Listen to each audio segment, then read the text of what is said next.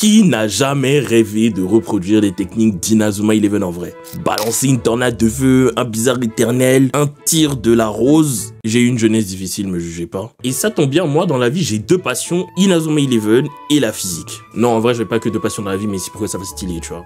Alors je vais pas vous expliquer comment reproduire ces techniques dans la vraie vie, ça c'est le concept de la poire fondue et il le fait méga bien. Et en plus pour le coup c'est vraiment pas trop possible. Non, je vais plutôt essayer d'expliquer physiquement parlant ou scientifiquement parlant ce qui se passe à l'aide de différentes lois de la physique et surtout de la mécanique. En plus, c'est bientôt le bac et pour ceux qui ont la spécialité physique-chimie, ça vous aidera peut-être dans vos révisions. Par exemple, si vous ne comprenez absolument rien de tout ce que je raconte, il faudra vous poser des questions. Bien évidemment, ici, le but, c'est pas du tout de faire un cours de physique, c'est juste de se questionner sur comment bouge le ballon, quelle force il y a appliquée, comment il y a de l'énergie, etc. Donc, par exemple, il se peut que je fasse beaucoup d'approximations. Et même si j'adore la physique, j'ai pas non plus un niveau master ou doctorat, donc il se peut que je dis des choses qui soient erronées ou bien que j'oublie même de prendre en considération certains trucs, certaines forces. Donc s'il y a des calés en physique qui passent ici, n'hésitez pas à me corriger dans la bienveillance. Et aujourd'hui, on va étudier les techniques de Tsurugi Kyosuke aka Victor Blade. Ouais, ici on utilise les noms japonais. Je suis japonais, Tomo, je suis fils du soleil levant. À l'égard.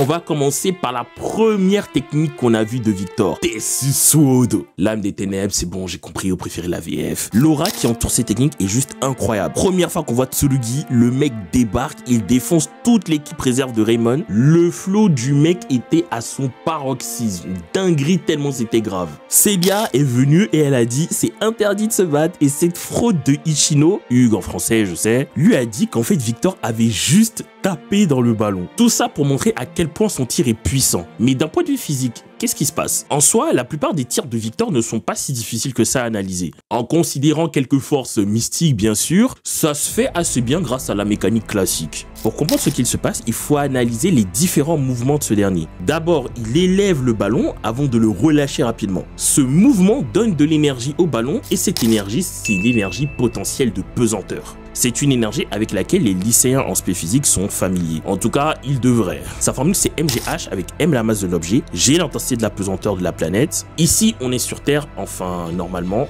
Donc, c'est 10 mètres secondes moins 2 ou newton par kilogramme. Vous pouvez choisir l'unité. Et h, la hauteur de l'objet par rapport à un niveau de référence choisi. On voit donc que c'est une énergie qui augmente ou diminue en fonction de la hauteur de l'objet. On dit donc que l'énergie potentielle de pesanteur est proportionnelle à la hauteur. Si on est rigoureux, lorsqu'on utilise cette énergie, il faut définir ce qu'on appelle un niveau de référence, c'est-à-dire l'endroit à partir duquel on considère que la hauteur est égale à 0. Et ça, c'est vraiment très important parce qu'en physique, tout est relatif. Dans l'absolu, la vitesse, la hauteur et même sous certaines conditions, le temps n'ont pas une seule valeur universelle. Par exemple, si vous êtes dans un avion avec un ami et que vous êtes assis à la même place, vous direz que votre ami est immobile. Mais au même moment, du point de vue d'une personne au sol, vous allez tous les deux à la même vitesse que l'avion. D'où l'importance aussi de définir un référentiel, c'est-à-dire l'endroit d'où on observera le mouvement. Ici, on considère que le référentiel, c'est le terrain de foot et qu'il s'agit d'un référentiel galiléen. Ça veut dire un référentiel où s'appliquent les lois de Newton. Et le niveau de référence, ce sera le sol. Et il faut aussi définir le sens de l'axe. Ici, le sens, ce sera vers le haut, c'est-à-dire que lorsque on monte, on prend de la hauteur. Voilà, ça paraît logique, mais il faut le dire. C'est bon, on a défini les trucs chiants, là, on peut passer à la suite. Après avoir relâché le ballon, il donne un coup de pied très rapidement dans le ballon. Et là, il y a quelques trucs à expliquer aussi. Déjà, on peut estimer que le coup de pied de Tsurugi est super rapide. Parce qu'à partir du moment où Tsurugi retire son pied du ballon, d'après la seconde loi de Newton, le ballon est directement accéléré vers le sol et est considéré, dès ce temps-là, en chute libre. Ici, on négligera les forces de frottement par rapport au poids. Mais ici, on remarque que le ballon ne descend pas beaucoup. On peut même dire qu'entre le moment où il lâche le ballon et où il retire dedans, sa hauteur ne varie quasiment pas. Et pour pouvoir avoir le temps de retirer dans le ballon sans que sa hauteur varie significativement, pas le choix, faut être super rapide. Il y a aussi une très légère rotation du ballon qui normalement lui donne une énergie cinétique rotative, mais ici vu que la vitesse de rotation est très faible, on la négligera. Ensuite, la giga pointe qu'il fout dans le ballon. En temps normal, tu mets une pointe comme ça, le ballon il décolle très loin, comme le penalty de Didier Drogba en finale de la CAN 2012. Les Ivoiriens, on se sait. Mais ici, ce coup de pied va immobiliser le ballon dans les airs et lui donnera une espèce d'aura maléfique. Bon, pour l'aura maléfique, moi je peux pas faire grand chose. On va juste considérer que le pied de Victor a transmis cette espèce d'aura maléfique au ballon. Voilà, une énergie maléfique même. Par contre, le fait que le ballon s'immobilise dans les airs, on peut trouver une explication grâce au principe d'inertie. Si vous êtes au lycée et que vous faites de la physique, vous savez forcément ce que c'est. Le principe d'inertie, aussi appelé première loi de Newton, dit que lorsque la somme des forces qui s'appliquent à un système fait 0, alors ce système est en mouvement rectiligne uniforme ou il est tout simplement immobile. Comme ici le ballon est immobile, on considère que les forces qui s'appliquent à ce ballon s'annulent. On va donc faire un petit bilan des forces. La première force qui s'applique au ballon à ce moment-là, c'est son poids qui normalement va le tirer vers le bas. Et comme deuxième force, on va imaginer que le coup de pied préalable de Victor a créé une force constante orientée vers le haut qui va compenser le poids et permettre la stabilité du ballon. Ça veut dire que les valeurs du poids et de cette force sont égaux. Pour les lycéens qui ont fait un petit peu de maths, on dit que les deux vecteurs sont collinéaires mais de sens opposé. Et cette stabilité-là, en physique, on appelle ça un équilibre de translation. Bon, maintenant, on peut passer à la fin du tir de Tsurugi, aka le moment où il donne une méga patate dans le ballon. On considère aussi qu'il n'y a pas de rotation du ballon, là. Et on négligera aussi au passage les règles de foot qui disent que t'as pas le droit de toucher le ballon avec tes mains, normalement, mais bon. On va donc commencer à étudier le mouvement du ballon juste après que Tsurugi ait frappé dedans. Premier réflexe qu'on étudie le mouvement d'un corps, faire un bilan des forces extérieures qui s'appliquent au corps. On a dit que le poids du ballon était compensé par une autre force donnée par le coup de pied de Blade. Si on fait une somme des forces, ces deux forces s'annulent. Ensuite, on considère que la force donnée par le bras de Victor est constante. Et vu qu'on étudie le mouvement du ballon juste après que Victor ait donné son coup de poing, on va juste considérer que le coup de poing de Victor a donné une vitesse initiale au ballon. Mais cette vitesse donnée par Victor est très importante et ça va nous forcer à quelque chose. On va être obligé de considérer une force que beaucoup négligent dans les études de mouvement au lycée, la force de frottement de l'air. La force de frottement de l'air, en fait, c'est une force qui varie en fonction de la vitesse du corps étudié. Plus la vitesse est grande, plus elle sera importante. Alors, je vous épargne la résolution des équations différentielles pour trouver les équations de la vitesse et tout, parce que en plus de ça, la force de frottement de l'air dépend de la viscosité du fluide et de la forme du ballon. Bon, ici c'est une sphère, mais bon, on va quand même éviter. Mais en gros, ce qu'il faut retenir, c'est que les forces de frottement de l'air vont faire perdre de la vitesse au ballon. L'énergie cinétique du ballon, due à sa vitesse, va être convertie en chaleur et en travail contre cette force de frottement de l'air. C'est pour ça que parfois dans Inazuma 11, on a ces impressions de brûlure du sol et tout, où tu crois qu'une météorite s'est écrasée. Alors, bien évidemment, c'est extrêmement exagéré, mais ça s'explique un peu physiquement quand même. Le gardien recevra donc un tir moins puissant qu'il ne l'était au départ. Mais au contact des mains du gardien, le ballon perdra encore plus d'énergie cinétique qui sera convertie en énergie thermique, en chaleur. Ce qui peut affaiblir les mains et même la technique du gardien. En chauffant ses mains ou quasiment en les brûlant, hein, on a vu cet exemple dans Inazuma 11. D'ailleurs, si ce concept vous plaît, likez la vidéo et n'hésitez pas à me dire si vous voulez que je fasse ça pour des gardiens, pour d'autres personnages d'Inazuma.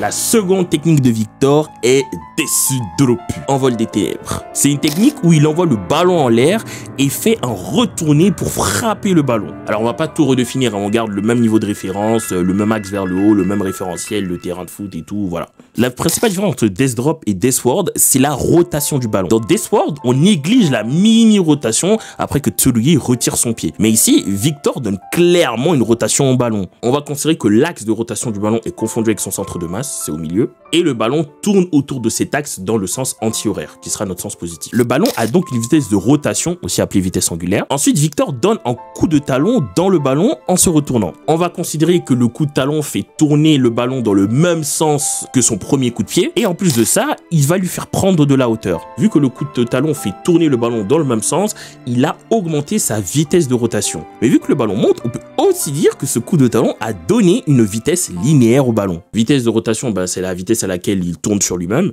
et la vitesse linéaire, c'est genre la vitesse de déplacement si vous préférez. J'essaye vraiment de pas trop perdre les gens, hein. Mais n'oublions pas que le ballon s'immobilise dans les airs. Donc, d'après le principe d'inertie, les forces qui s'appliquent ici s'annulent. On négligera les forces de frottement de l'air pendant cette partie du mouvement. La force qui s'applique ici est donc le poids. Mais il faut une autre force pour contrebalancer le poids. Sinon, ça voudrait dire que le ballon sera en chute libre. Et comme avec Death Sword, on va considérer que le coup de talon de Tsurugi donne une force imaginaire qui va compenser le poids. Mais attention, le ballon est en équilibre de translation, mais pas de rotation. Il continue de tourner sur lui-même. On va donc considérer que l'énergie maléfique, cette fois, est due à l'énergie cinétique rotative du ballon, et un petit peu aussi à son énergie potentielle. On va donc s'intéresser à la dernière partie du mouvement, le tir final de Victor. On va commencer à étudier le mouvement juste après que Victor ait frappé dans la balle. On considère que la force de Victor donne une vitesse linéaire initiale et constante au ballon en direction du but. N'oublie pas que le ballon a toujours une rotation autour de lui-même. Le poids est toujours compensé par notre force mystique et comme tout à l'heure, la seule force qui s'applique vraiment est la force de frottement de l'air. Le ballon va se déplacer en ligne droite mais va être ralenti, c'est-à-dire qu'il va perdre de la vitesse tout au long du trajet jusqu'au but, comme dans Deathward en fait. Mais contrairement à la lame des ténèbres, il va aussi perdre de la hauteur, donc l'énergie potentielle va diminuer et être convertie en énergie cinétique. Mais à cause des frottements, cette énergie cinétique va être aussi convertie en chaleur et en travail. Grosso modo, physiquement, l'envol des ténèbres est très similaire à la lance des ténèbres, mais grâce à l'énergie créée par la rotation, elle sera bien plus puissante.